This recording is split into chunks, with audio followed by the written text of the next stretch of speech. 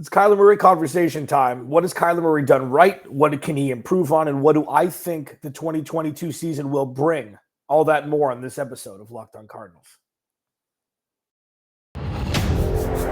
You are Locked On Cardinals, your daily Arizona Cardinals podcast. Part of the Locked On Podcast Network, your team every day.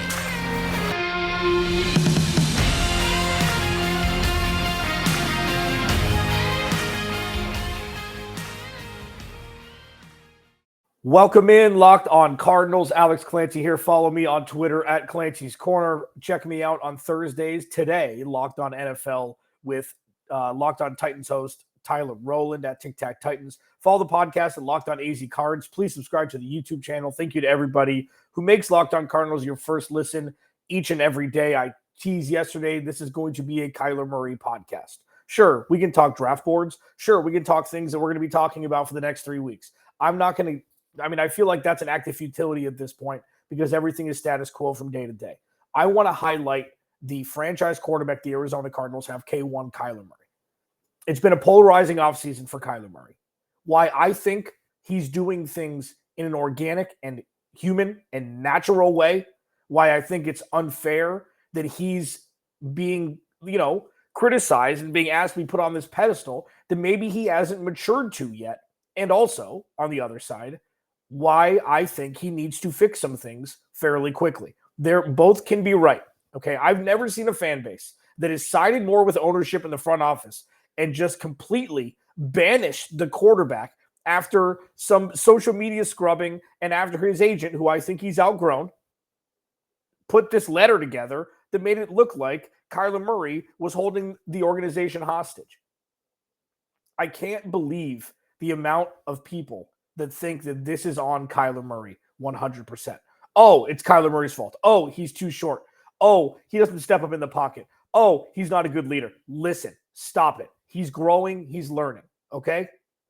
I'm going to tell you why I think Kyler Murray is going to be the quarterback of the future. He's going to be the quarterback for the next 10 years of the Arizona Cardinals, and hopefully he'll retire an Arizona Cardinal. I'm also going to tell you that if that's going to happen, what needs to change in an effort to make him worthy of leading an organization for that long. And finally, my predictions, my way too early predictions on what I think Kyler Murray will do in the 2022 season. So first, Kyler Murray was drafted number 1 overall. Okay, I don't know if you remember that. What he did in college was incredible. He took a team that played no defense to the national playoff, and after the first quarter, after Alabama was spotted 21 points, he outscored Alabama, who ended up winning the championship, I think. Kyler Murray showed how special he was in college. People are giving Jalen Hurts all this credit now. Look at Jalen Hurts and Kyler Murray's careers in college. Sure, a little bit different. Jalen Hurts started in Alabama, transferred to Oklahoma. Kyler Murray was with a couple of colleges, then played 1 year at Oklahoma. Okay, this isn't like a Mitchell Trubisky only played 13 games in college situation. Kyler Murray is looked at as potentially the best quarterback to ever come out of the state of Texas. If you haven't lived before till today, I'm going to inform you that Texas and football are synonymous. Texas and football is pretty important in Texas. So, yes, Kyler Murray's 5'10". Yes, he has a different stature than other quarterbacks that have played the position over the years. Regardless of stature, Kyler Murray had less batted down balls in his 1 year in college than Brock Osweiler did that year in the NFL. Brock Osweiler 6'7".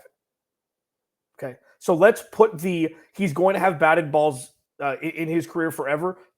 Most quarterbacks have that number 1. I'm going to talk about that in the second segment. Let's just look at Kyler Murray, the entity, and the organization that he quarterbacks for. The Arizona Cardinals are perennially losing franchise. Since they moved to Phoenix especially, they've been a bad organization. Sure, Super Bowl run, incredible. The BA years, cool. That was 3 years. Cliff Kingsbury the last 2 years. But look at the all-time losingest franchises in NFL history. The Arizona Cardinals are near or at the bottom. Tampa Bay was at the bottom until Tom Brady went there.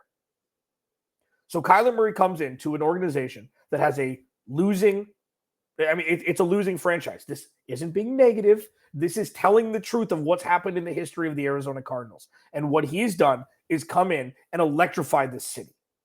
Has it been perfect? Absolutely not. Is he still learning? 100%. Is he going to get better? 1,000%. We saw week one, I was sitting in the press box, 2019, his first game. It's a home game against the Detroit Lions. The Detroit Lions were absolutely lambasting the Cardinals at halftime.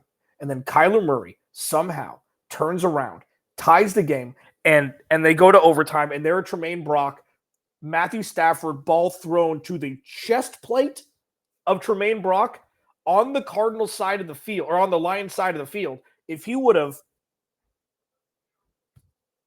caught it, the Cardinals win that game. So Kyler Murray, his first game in the NFL for a losing franchise after the worst season we've seen in a long time from any franchise, the 3-13 2018 Cardinals. He comes in, leads the team back, first game to a tie, sure. Not a win. And you see greatness when it's bestowed upon you. And as a kid coming into the NFL, that's the first impression of what Kyler Murray has inside him. He was worth the number one overall pick after that game for many reasons. So since then, they won 5 games. They won 8 games. And they won 11 games. So in a vacuum, what Kyler's done is grow as the wins have grown as well. Now, sure, he's not doing it alone. The defense has helped the coaching, whatever. Okay. But we're talking about Kyler Murray specifically. And I am in the camp that Kyler Murray is doing things in spite of Cliff Kingsbury a lot of the time instead of because of him. And that's not a dig. That's a personal opinion. What we've seen through the first 3 years of Kyler Murray is that this guy is going to be special. He is special, and he's going to continue to grow and get better. The leadership has gotten better, okay? From the Dan Patrick interview to the interviews, I think it was about kneeling, I believe, before his second season. You heard bravado in his voice that you didn't hear before that. This is a natural progression of a leader. Aaron Rodgers is not a good leader, okay? There are a lot of quarterbacks. Carson Wentz, they got paid a lot of money that aren't good leaders. Kyler Murray, it's TBD. But we've seen things that would lead you to believe this dude is really starting to understand what becoming a leader in the NFL is. He's also got some downsides to him right now. There's some immaturity there. I'm going to unpack those next. Locked On Cardinals. First, betonline.net. After months of playing, we are 48 hours away from the Final Four, and then 96 hours, Thursday, Friday, Saturday, Sunday, whatever that is. So I'm going to do the math. It doesn't matter. A lot of hours from the national championship game. BetOnline.net's got you covered for all of it. It's their number one source for all your betting needs and sports info, from all the latest odds, contests, and player props, you name it. BetOnline remains the best spot for all your latest sports development, including podcasts and reviews for all the leagues this season. And it's not just basketball, man. I tell you, BetOnline.net is your continued source for all your sports wagering information, including live betting in your favorite Vegas casino games. Head to the website or use your mobile device today to learn more about the trends in action. BetOnline, where the game starts. Second segment, thank you for making Locked On Cardinals your first listen each and every day. Make sure to make your second listen Locked On NFL, Monday through Friday. I did the one today. Locked On host, hodgepodged from around our community, host shows Monday through Friday, all the national sports in under 30 minutes, free and available wherever you get your podcast. Kyler Murray, I think, could go down, aside from Larry Fitzgerald and a handful of others, as the greatest player in Arizona Cardinals history. And I don't think, it's prognosticating, okay? It's forecasting. He's not there yet, but you're going to see him hit numbers and just skyrocket up the total touchdown list as he already is. It's a different game. I know, the dual threatness of him with a lot of red zone touchdowns, especially because one of Cliff Kingsbury is so polarizing inside the red zone. Either he has incredible play calls or they set up for field goals. It's wild. But Kyler Murray is going to skyrocket up the total touchdown list, everything. All-time passing touchdowns, rushing touchdowns. It's only a matter of time. And I think that he's going to go down as one of the best Cardinals in history. And, I don't think that's really too far-fetched to say at this point. He does have some downsides. One, his rookie year. His rookie year took a whole lot of sacks. Second year got better. Last year got better. Okay? There are things that Kyler Murray needs to learn. Let's start with on the field. One, stepping up in the pocket. I feel like watching tape on Drew Brees specifically would make Kyler Murray understand more about how much room he has in the pocket, especially for his stature. Drew Brees is not a tall man. What is he listed at 6 feet? Malarkey. Drew Brees is not 6 feet. Okay? Drew Brees' ability to step up in the pocket at his stature. He's not Peyton Manning. He's not Tom Brady, these guys that are, behemoths. You can use the space in front of you, not just to run, but to take a yard rocker step and gun it down the field instead of trying to Tony Romo and Steve Young it outside of the pocket like he likes to do with the spin. The spin is going to start to need to be an accent and not a go-to. We saw with Aaron Donald, etc. The edge rushers and the interior defensive linemen, the pass rushers, they know it's coming now. So if Kyler Murray can step up in the pocket, keep those pass rushers honest, as well as keep linebackers honest that are in coverage, whether he's going to run or not, I feel like that's going to facilitate a lot more malleability and flexibility for the wide receivers and give them a little bit more space than they have right now. It's a learning curve. Patrick Mahomes ruined it for everybody. Justin Herbert is ruining it for everybody. Josh Allen is the perfect example. I compare Josh Allen and Kyler Murray in this regard. They're not, Josh Allen is almost a foot taller than Kyler Murray, and he's bigger and he's, stronger is loosely defined. Pound for pound. Floyd Mayweather, pound for pound, is the best boxer of all time, but he weighs less than I do. So it's not necessarily, and I'm not a large man, but Josh Allen's learning curve was very interesting because his rookie year, he looked like, what the hell are we doing here? This is Eli Manning 2.0. Dude can't hang on to the ball. He's a turnover machine, and he slowly started to get better. Sure, he had more weapons. The defense got better, etc. I understand. When Sean McDermott came in, it was a real game changer. Sean McDermott is the anchor, the heartbeat of that coaching staff. I feel like the Cardinals are lacking a little bit in that regard. But with Kyler Murray, it's the same thing. We've seen so many, I call them oh my God moments. If you listen to Locked On NFL Thursdays, you listen to me with my former co-host or me solo now, I call them oh my God moments. Daniel Jones has oh my God moments. Quarterbacks do, where it's like, if that's in there, the right coaching, the right film study, the right practice scheme, if you can get more of that, if it's already in there, the oh my God moments. And Kyler Murray, come on, he's a SportsCenter highlight reel. So it's really just about trimming the fat, figuring out what he's doing wrong more times than not, and really just massaging it until that knot goes away. So his intermediate passing has been an issue, 100%. Okay? I'm not a Kyler Murray truther by any stretch. I just think that fans are giving him a huge load of flack where it should be like 70-30 front office and coaching and 30% Kyler Murray. He's definitely not at fault. The New York Times article, I'm paraphrasing, where he says he doesn't like to watch film 24 hours a day. He doesn't like to watch film 24 hours a day, okay? That doesn't mean people are so silly. That doesn't equate it to him not watching film at all.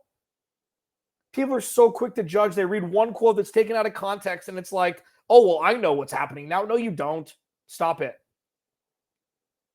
Does Kyler Murray need to dedicate a little bit more film study? Maybe.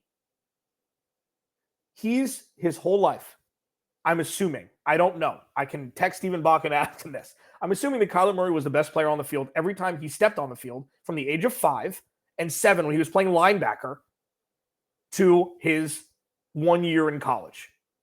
Now, best player, you can go the Floyd Mayweather effect. He's probably smaller than a lot of the guys on Alabama's defense, but he was probably the best player on the field. Now, the learning curve steepens. And Patrick Mahomes even came out and said, I didn't even learn how to read coverage until midway through my second year. I believe that because all he did was huck it down the field in college. Now, Kyler Murray is by no way, no how a finished product. No way. Usually, and I say this, and I said this yesterday, which is kind of like an aha moment. The reason why quarterbacks, aside from the fact that it's not fair that quarterbacks like Sam Bradford and Matt Stafford and Matt Ryan all got $40, $50, $60 million guaranteed before they played it down. Like, it's not fair. So the rookie scale contract was in place. The reason why also is because, in theory, quarterbacks aren't supposed to be good until their fifth year and garner that $40 million. Again, there are exceptions to the rule. Justin Herbert should get $50 million tomorrow. He should. Patrick Mahomes, same thing. Deshaun Watson taking away the side on the field. When he played on the field, he should have got the money that he got. These quarterbacks are ready faster, a handful of them, and it's ruining it for everybody else. The game, I believe, for Kyler slowed down last year, but it's not at a snail's pace like it is, obviously, for Tom Brady and Aaron Rodgers, etc. He's a work in progress. And I think it's unfair to expect all pro every snap when the dude's only played 48 games or whatever, 45 games, 44 games, however many games he missed total in the first 3 years. Okay, I just think it's unfair. I think everybody needs to pump the brakes a little bit, but in no way is Kyler Murray a finished product. I think the leadership thing is very important. It's not inherent for everybody. It's a learned thing. And that doesn't mean that just because he's not a perfect leader yet, doesn't mean he won't be. So save the spoiled brat stuff. Save it. He's learning. Give him some damn time.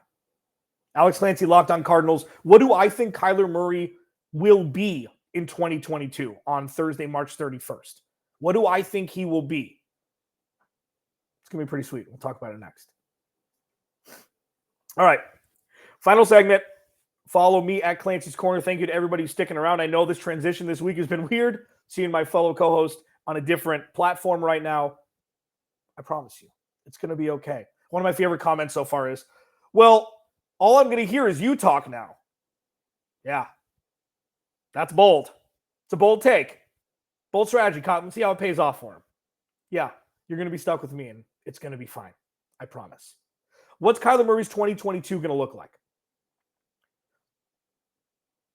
He's going to improve. That's my thesis statement. Bold. What do I think we're going to see from Kyler Murray? I think we're going to see Kyler Murray running the ball a little bit more than we did last year.